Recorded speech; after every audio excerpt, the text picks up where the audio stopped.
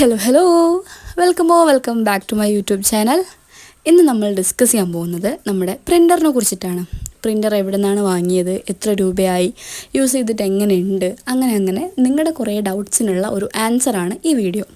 അപ്പോൾ എല്ലാവരും സ്കിപ്പ് ചെയ്യാതെ തന്നെ വീഡിയോ ഫുൾ കാണുക. കണ്ടു കഴിഞ്ഞിട്ട് പിന്നെയും എന്തെങ്കിലുമൊക്കെ ഡൗട്ട്സൊക്കെ തോന്നുകയാണെങ്കിൽ കമൻറ്റ് ബോക്സിൽ പറഞ്ഞാൽ മതി, ഞാൻ ക്ലിയർ ചെയ്ത് തരാം.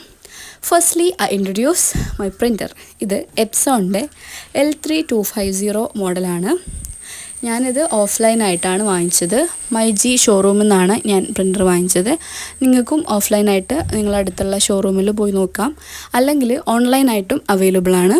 ഓൺലൈനായിട്ട് നമുക്ക് എപ്സോണിൻ്റെ തന്നെ വെബ്സൈറ്റിൽ നിന്ന് ഓർഡർ ചെയ്യാം, അല്ലെങ്കിൽ ഫ്ലിപ്കാർട്ടിലും ആമസോണിലും ഒക്കെ കിട്ടുന്നുണ്ട്. ഒരു 16,000-15,000 ആ ഒരു റേഞ്ചിലാണ് ഇതിൻ്റെ റേറ്റ് വരുന്നത്. ഞാൻ വാങ്ങിച്ചത് 16,500-നാണ്. അതിൽ താഴെ തന്നെ റേറ്റിലും കിട്ടുന്നുണ്ട്. അപ്പോൾ നിങ്ങൾ 2-3 ഷോപ്പിലൊക്കെ നോക്കിയിട്ട് റേറ്റ് ഒന്ന് കമ്പയർ ചെയ്തിട്ട് ഏറ്റവും കുറവ് റേറ്റിൽ എവിടെ നിന്നാണ് കിട്ടുന്നതെന്നൊക്കെ അന്വേഷിച്ചിട്ട് വാങ്ങിക്കാൻ നോക്കുക.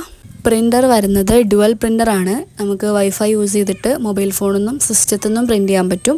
ഇത് കണക്ട് ചെയ്യുന്നതും സെറ്റ് ചെയ്യുന്നതും എല്ലാം നമുക്ക് എപ്സോണിന് എംപ്ലോയീസ് വന്നിട്ട് ചെയ്തു തരും. ഓഫ്ലൈനായിട്ടാണ് നമ്മൾ വാങ്ങിക്കുന്നതെങ്കിൽ നമ്മുടെ വാങ്ങിക്കുന്ന ഷോപ്പിൽ നിന്ന് അവർ തന്നെ ചിലപ്പോൾ സെറ്റ് ചെയ്ത് തരും, അല്ലെങ്കിൽ അവർ എപ്സോണിൻ്റെ കസ്റ്റമർ കെയറിൽ കോൺടാക്ട് ചെയ്തിട്ട് അവിടുന്ന് എംപ്ലോയീസിനെ നമ്മുടെ വീട്ടിലേക്ക് അയക്കുക ചെയ്യുക. അങ്ങനെ അവർ വന്ന് സെറ്റ് ചെയ്ത് തരും. ഇനി ഓൺലൈനായിട്ടാണ് നമ്മൾ വാങ്ങുന്നതെങ്കിലും ഈ പ്രിൻ്ററിൻ്റെ ബോക്സിൻ്റെ പുറത്ത് എപ്സോണിൻ്റെ കസ്റ്റമർ കെയർ നമ്പർ ഉണ്ടാവും. അതിൽ കോൺടാക്ട് ചെയ്താൽ അവർ വന്നിട്ട് എല്ലാം വീട്ടിൽ വന്ന് സെറ്റാക്കി തരും.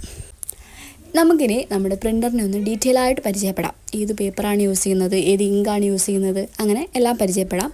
ഇതാണ് നമ്മുടെ പ്രിൻ്റർ വരുന്നത്.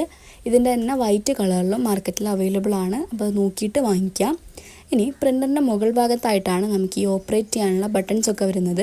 ഇത് ഓൺ ഓഫ് ബട്ടൺ ആണ്. അതേപോലെ വൈഫൈൻ്റെ ബട്ടൺ ഉണ്ട്. പിന്നെ നമുക്കിതിൽ തന്നെ ഫോട്ടോസ്റ്റാറ്റൊക്കെ എടുക്കാൻ പറ്റും. അപ്പോൾ അതിൻ്റെ തന്നെ black and white separate buttons ഉണ്ട്. ഇനി പ്രിൻ്റ് എടുത്ത് സ്റ്റാർട്ട് ചെയ്ത പ്രിൻ്റ് ക്യാൻസൽ ചെയ്യാനാണെങ്കിൽ ഒരു ക്യാൻസൽ ബട്ടണും എല്ലാം ഇതിലുണ്ട്. ഇനി പ്രിൻ്ററിൻ്റെ ബാക്ക് സൈഡിലായിട്ട് ഇവിടെയാണ് നമ്മൾ പേപ്പേഴ്സ് ഇൻസേർട്ട് ചെയ്ത് കൊടുക്കുക.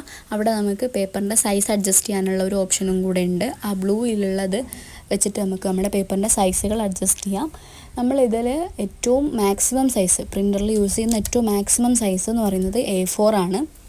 ഇത് A4 പേപ്പറാണ്. അപ്പോൾ അതിനനുസരിച്ച് സൈസ് നമുക്ക് അഡ്ജസ്റ്റ് ചെയ്ത് കൊടുക്കാം. ഇനി ചെറിയ സൈസിലാണെങ്കിലും നമുക്കതിൽ പ്രിൻ്റ് ചെയ്യാം.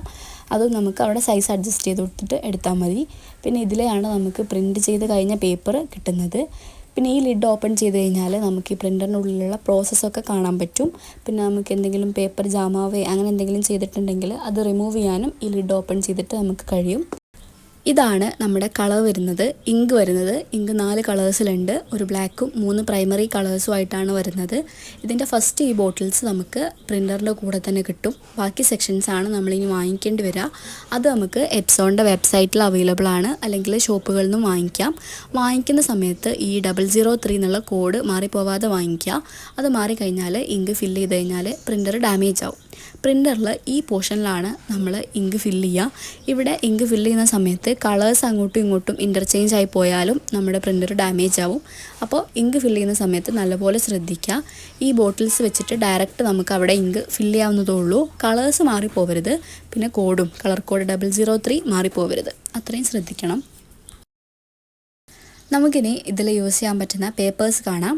ഇതാണ് ഞാൻ യൂസ് ചെയ്യുന്ന ഫോട്ടോ പേപ്പർ. നമ്മൾ സ്റ്റുഡിയോയിലൊക്കെ പ്രിൻ്റ് ചെയ്യുന്ന ഫോട്ടോ പേപ്പേഴ്സ് യൂസ് ചെയ്തിട്ടാണ് ഈ പ്രിൻ്ററിൽ പ്രിൻ്റ് ചെയ്യുക. അതിൽ തന്നെ 210 GSM ഹൈ ഗ്ലോസി വരുന്ന A4 സൈസ് ഷീറ്റ്സാണ് ഞാൻ യൂസ് ചെയ്യുന്നത്. ഞാനിത് ഓഫ്ലൈൻ ഷോപ്പിൽ നിന്നാണ് വാങ്ങിച്ചത്. ഷോപ്പിൻ്റെ ഡീറ്റെയിൽസ് വേണമെങ്കിൽ കമൻറ്റ് ചെയ്താൽ മതി, ഞാൻ പറഞ്ഞു തരാം.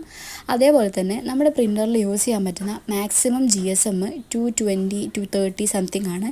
അപ്പോൾ അതിൽ ഞാൻ 210 GSM ആണ് യൂസ് ചെയ്യുന്നത്. ഈ പേപ്പേഴ്സ് കറക്റ്റാണ്. ഇനി ഓൺലൈനിൽ നിന്നും നമുക്ക് പേപ്പേഴ്സ് വാങ്ങിക്കാം. ഫോട്ടോ പേപ്പർ ഗ്ലോസിന്ന് സെർച്ച് ചെയ്താൽ കിട്ടും. അതിൽ തന്നെ 220 താഴെ GSM വരുന്ന പേപ്പേഴ്സ് നോക്കുക. ഇത് 1 സൈഡ് ഗ്ലോസി 1 സൈഡ് മാറ്റാണ് വരുന്നത്. ഈ സൈഡ് ഗ്ലോസി ആണ്, ഈ സൈഡ് മാറ്റ് ഫിനിഷിലാണ്. ഈ ഗ്ലോസി ഫിനിഷിൽ വരുന്ന സൈഡിലാണ് നമ്മൾ പ്രിൻ്റ് ചെയ്യുന്നത്. അപ്പോൾ നമുക്ക് നമ്മുടെ ഫോട്ടോസൊക്കെ നല്ല ഗ്ലോസി ആയിട്ടുള്ള ഫോട്ടോസും ആയിരിക്കും. അപ്പോൾ നമുക്ക് പോളറോയിഡ്സിനും റിംഗ് ആൽബത്തിനും ഫോട്ടോ ഫ്രെയിമിനും എല്ലാം അത് തന്നെ യൂസ് ചെയ്യാം. ഇനി ഇത് സ്റ്റിക്കർ പേപ്പേഴ്സാണ്. ഇത് ഞാൻ ഓൺലൈനായിട്ട് വാങ്ങിച്ചതാണ്. ഈ സ്റ്റിക്കർ പേപ്പറിൽ നമ്മുടെ പ്രിൻ്ററിൽ പ്രിൻ്റ് ചെയ്യാൻ പറ്റുമോ എന്ന് കുറേ പേർക്ക് സംശയമുണ്ട്. പ്രിൻ്റ് ചെയ്യാൻ പറ്റും, പക്ഷേ അതിന് ക്ലാരിറ്റി വളരെ കുറവാണ്. അപ്പം നെയിം സ്ലിപ്പൊന്നും പ്രിൻ്റ് ചെയ്യുന്നത് തീരെ കറക്റ്റായിട്ട് കിട്ടാറില്ല, ക്ലാരിറ്റി കുറവാണ്. ഞാനിപ്പോൾ അധികവും യൂസ് ചെയ്യുന്നത് നമ്മുടെ കൊറിയറൊക്കെ അയക്കുമ്പം അഡ്രസ്സ് പ്രിൻറ്റ് ചെയ്യാൻ അല്ലെങ്കിൽ താങ്ക് യു സ്റ്റിക്കേഴ്സൊക്കെ പ്രിൻറ്റ് ചെയ്യാൻ യൂസ് ചെയ്യാം. ഈ പേപ്പർ വരുന്നത് മാറ്റ് ഫിനിഷാണ്. അപ്പോൾ നമുക്കൊരു ഗ്ലേസിനെസ് ഉണ്ടാവില്ല, വാട്ടർ പ്രൂഫ് അല്ല. വാട്ടർ പ്രൂഫായിട്ടുള്ള പേപ്പേഴ്സ് വാങ്ങിക്കഴിഞ്ഞാൽ നമുക്കതിൽ പ്രിൻറ്റ് ചെയ്യാം, കുഴപ്പമൊന്നുമില്ല. പക്ഷേ ഇത് വരുന്നത് ലേബൽ പേപ്പേഴ്സാണ്. അപ്പോൾ ഇത് വാട്ടർ പ്രൂഫൊന്നുമല്ല. ഇത് ഞാനിങ്ങനെ കൊറിയറിൽ അഡ്രസ്സ് എഴുതാനാണ് യൂസ് ചെയ്യുന്നത്. അതും നമുക്ക് സ്റ്റിക്കേഴ്സും നമുക്കിതിൽ പ്രിൻറ്റ് ചെയ്യാം. നല്ല പേപ്പേഴ്സ് വാങ്ങിക്കുകയാണെങ്കിൽ പേപ്പേഴ്സ് ഓൺലൈനിൽ നോക്കിയാൽ കിട്ടും. പക്ഷേ ഇതാണ് സ്റ്റിക്കർ പ്രിൻറ്റിൻ്റെ ക്ലാരിറ്റി കുറവാണ്. ഫോട്ടോ പ്രിൻറ്റിന് കിട്ടുന്ന ക്ലാരിറ്റി സ്റ്റിക്കർ പ്രിൻറ്റിന് കിട്ടില്ല. അപ്പോൾ അത് മനസ്സിലാക്കിയിട്ട് പ്രിൻറ്റ് ചെയ്യാം. ഇനി എനിക്ക് നല്ല പേപ്പേഴ്സ് കിട്ടാഞ്ഞിട്ടാണോ എന്നറിയില്ല. അപ്പോൾ ഈ പ്രിൻ്റർ യൂസ് ചെയ്യുന്ന ഇതിൽ സ്റ്റിക്കർ പ്രിൻ്റ് എടുത്തിട്ടുള്ള ആരെങ്കിലും ഉണ്ടെങ്കിൽ കമൻറ്റ് ബോക്സിലൊന്ന് പറഞ്ഞാൽ മതി. എന്തായാലും എനിക്കിതുവരെ അത്ര നല്ല ക്ലാരിറ്റിയിൽ ഇതിൽ നിന്ന് സ്റ്റിക്കർ പ്രിൻ്റ് കിട്ടിയിട്ടില്ല. ഞാൻ പ്രിൻ്റ് എടുത്ത് കാണിച്ചു തരാം, രണ്ടിൻ്റെയും ഡിഫറൻസ് ഞങ്ങൾക്ക് കാണിച്ചു തരാം. അപ്പോൾ നമുക്ക് പ്രിൻ്റ് എടുത്ത് നോക്കാം.